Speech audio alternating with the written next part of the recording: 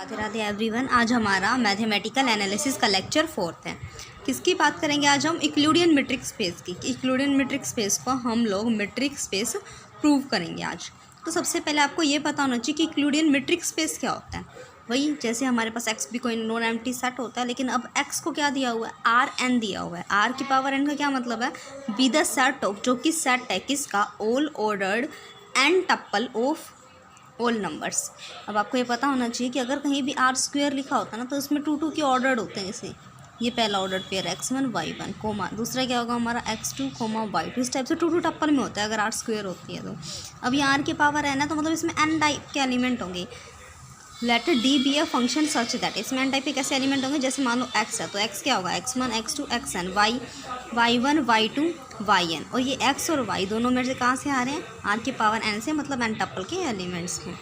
तो अगर मैं डिस्टेंस निकालूंगी x, y पर, वो किसके इक्वल है? समीशन i इज इक्वल 1 से n xi माइनस yi का स्क्वायर की पावर 1/2।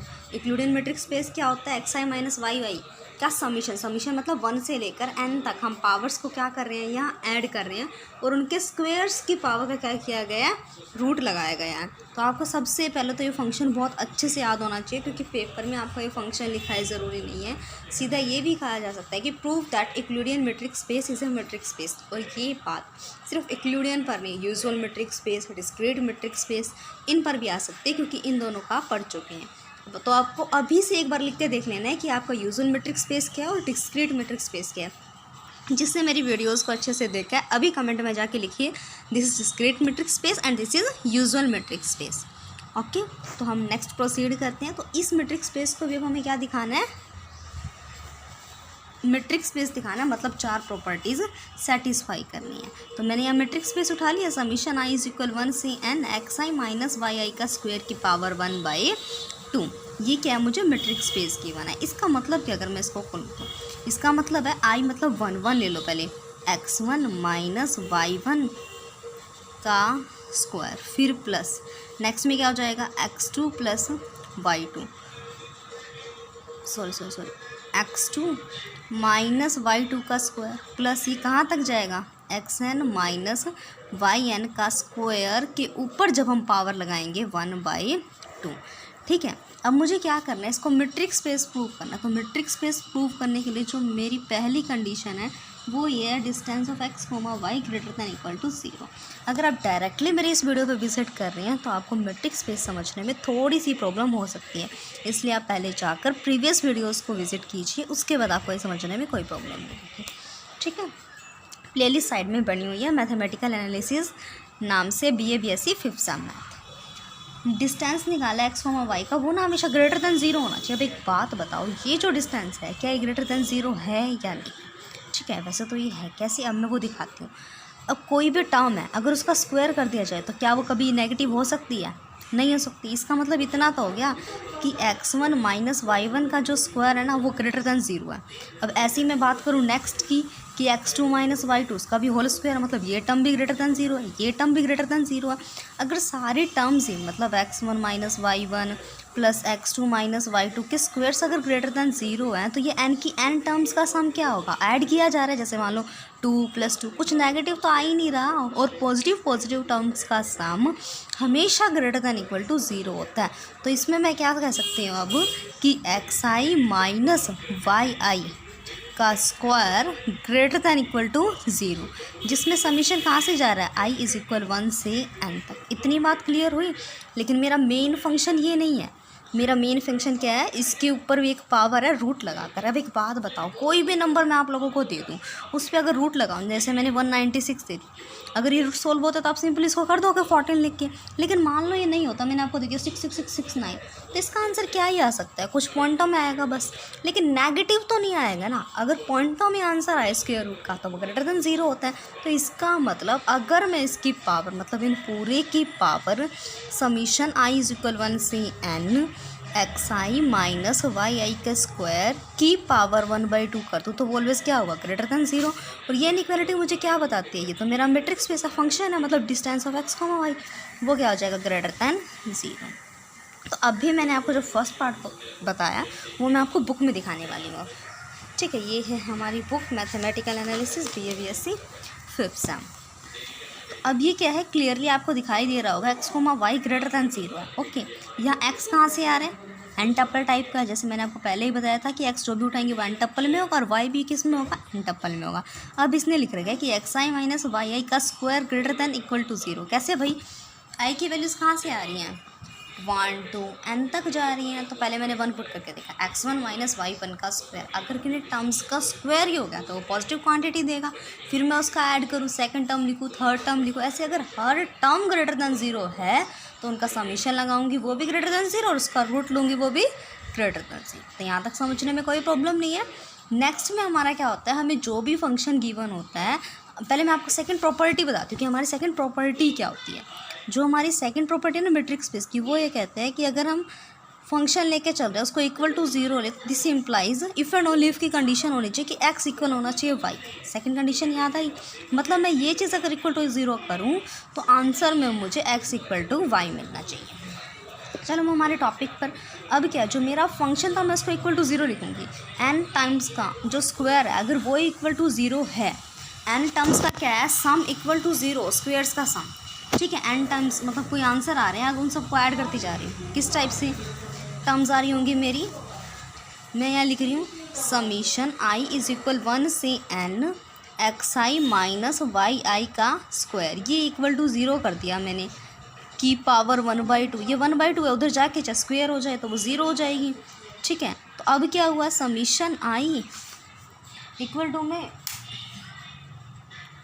1 से लेकर n तक, तो यहाँ क्या लिखूँगी, एक्स आई माइनस वाई आई का स्क्वायर। तो ये कह रहा है x1 माइनस y1 का square plus x2 minus y2 का square plus x3 minus y3 का square plus up to so on xn minus yn का स्क्वायर। अब एक बात बताओ, ये जो स्क्वायर है ना वो always greater than equal to 0 होगा, लेकिन ये कह दिया कि जब मैं इन सभी टर्म्स को ऐड कर रही हूँ ना तो मेरा आंसर क्या आ रहा है, 0 आ रहा है। तो ऐसा सिर्फ कब हो सकता है, नेगेटिव ये हो नहीं सकता, जब ये सारे 0 हों। इसका मतलब x1 minus y1 equal to 0 है, x2 minus y2 equal to 0 है, xn minus yn equal to 0 है। तो मैं अब लिख सकती हूँ ना कि xi minus yi equal to 0 for all, हर एक i 1 2 n के लिए। ये क्या है, मेरा xi yi इक्वल टू 0 है। एक बार फिर से देखिए कि किसी भी फंक्शन का जो मुझे मेन फंक्शन है वो इक्वल टू 0 लेके चलना है और मुझे ये प्रूव करना है कि x इक्वल है y के। मैंने फंक्शन लिखा, उसे इक्वल टू 0 ले लिया, इसकी पावर क्या दे रखी है 1/2। ठीक है, आप मान लो कि x की पावर दे रखी है 1/2, वो इक्वल है 0 के, और मुझे इस पावर को हटाना, तो मैं क्या करूँगी, उस साइड ले जाऊँगी या फिर दोनों साइड स्क्वेयरिंग अप्लाई कर दूँगी। जैसे मैंने इस पर स्क्वेयरिंग अप्लाई की तो ये आपस में कट गया, ये इक्वल टू 0, और यहाँ पे भी स्क्वेयर, और 0 का स्क्वायर तो 0 ही होता है। तो x किसके इक्वल हो गया, 0 के। थोड़ा सा एग्जाम्पल की फॉर्म में मैंने समझाया। तो इसका मतलब अगर मेरी ये चीज़ कटेगी ना ऊपर से तो ये पूरे टर्म इक्वल टू 0 हो जाएगी। ठीक है, इसका मतलब n मेरे पास कोई ऐसी टर्म्स हैं, ये चीज़ जिनका मैं स्क्वायर कर रही हूँ तो आंसर इक्वल टू 0 आ रहा है, स्क्वायर्स का आंसर इक्वल टू 0 आ रहा है। तो आप एक बात ध्यान रखिए कि x1 माइनस y1 का स्क्वायर इक्वल टू 0 और यहाँ समीशन, तो ऐसा तो हो नहीं सकता ये नेगेटिव आंसर रिटर्न करे। क्यों, क्योंकि किसी भी चीज़ का अगर स्क्वायर होता है ना वो हमेशा पॉजिटिव आंसर ही रिटर्न करता है, और उन सारे टर्म्स को ऐड करने पर 0 आ रहा था। ऐसा तो नहीं हो सकता एक आंसर 2 एक आंसर -2, इस टाइप से कैंसिल आउट होकर 0 हो रहा है। तो यहाँ जो हर टर्म्स है ना उसका सम 0 आ रहा था। इसका मतलब जो मेरी हर एक टर्म है, मतलब हर एक स्क्वायर है, वो ही इक्वल टू 0 है। अगर हर एक स्क्वायर इक्वल टू 0 है तो इसका मतलब x1 minus y1 equal to 0 है, x2 minus y2 equal to 0 है, xn minus yn equal to 0 है। तो मैं क्या लिख सकती हूँ, xi माइनस yi, मैंने एक इंडेक्स यूज़ कर लिया, जब सारे के सारे 0 थे ना हम इंडेक्स i यूज़ कर लेते हैं। xi minus yi equal to 0, जहाँ i क्या कर रहा है, वेरी कर रहा है 1 से लेकर n तक। क्लियर है, यहीं आपको बुक में से एक बार क्लियर कर दिया जाए कि जो मेरा फंक्शन है वो इक्वल टू 0 है, देन जो मैंने फंक्शन लिखा वो इक्वल टू 0 है। इससे क्या आ गया मेरा xi minus yi equal to 0। ये कब होगा, जब मेरे सारे के सारे i के लिए बात बोलेगी। आप जैसे नोटबुक में दिखाया गया वैसे भी कर सकते हैं। और वो क्या कह रहा है कि ये फंक्शन है D of x comma y, ये किसके इक्वल होगा, d of Y comma x के। ये हमारा थर्ड कंडीशन है।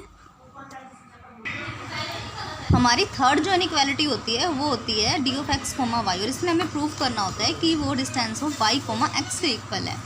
जो हमारा D of Y comma X है वो इक्वल है क्या, summation I is equal 1 to n x I minus Y आई के स्क्वायर की पावर 1/2। जैसे कि हम जानते हैं कि हम माइनस कॉमन ले सकते हैं, स्क्वायर में कोई फ़र्क नहीं पड़ता। जैसे आई इज इक्वल 1 to n, मैंने क्या किया, ऐसे करिए माइनस कॉमन ले लिया, तो यहाँ क्या बन जाएगा, वाई आई माइनस एक्स आई और इस पूरे का स्क्वायर, तो माइनस का स्क्वायर पॉजिटिव हो जाएगा और इस पूरे की पावर 1/2।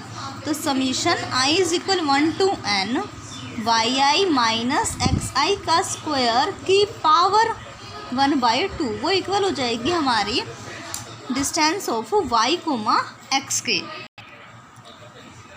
यहाँ हमारी जो थर्ड प्रॉपर्टी है वो प्रूफ हो चुकी है। तो अब हम क्या करेंगे, अब हम इसकी फोर्थ प्रॉपर्टी प्रूव करेंगे। फोर्थ प्रॉपर्टी क्या होती है, distance of x comma y less than equal to distance x comma z plus metric of z comma y. तो अब यहाँ पहले तो हमें d of x comma z पता होना चाहिए। उस पर अगर हम लिखे फंक्शन कैसे लिखा जाएगा, summation I is equal 1 to n x I minus z i का स्क्वायर की पावर 1/2। और अगर हम d of z comma y लिखे तो वह कैसे लिखा जाएगा, समीशन आई इज इक्वल 1 से n Z I minus Y आई का स्क्वायर की पावर 1/2, इस टाइप से। ठीक है, तो मुझे लेके ये चलना है और इस तक पहुंचना है, तो मैं ये लेके चल रही हूँ। यहाँ पे आएगा distance of x comma y equal summation I is equal 1 से n एक्स आई माइनस वाई आई के स्क्वायर की पावर 1/2। अब मैं इसमें क्या कर रही हूँ, summation I is equal 1 to n x I minus z I plus Z I. अगर हम किसी भी टर्म को ऐड और सब्ट्रैक्ट करें तो मैथमेटिक्स में उस पर फ़र्क नहीं पड़ता। और यह मेरा बचा हुआ माइनस के वाई आई के स्क्वायर की पावर 1/2। अब हमारे पास एक मिन्कोवस की इनइक्वालिटी होती है, वो क्या कहती है कि अगर मुझे summation I is equal 1 to n दे रखा है और x n plus y n की पावर p है, तो ये चीज़ हमेशा लेस देन होती है किससे, समीशन आई इज इक्वल 1 से n एक्स एन की पावर, और इसकी पावर अगर 1/p हो तो एक्स एन की पावर p की power 1/p plus summation I is equal 1 से n वाई एन की पावर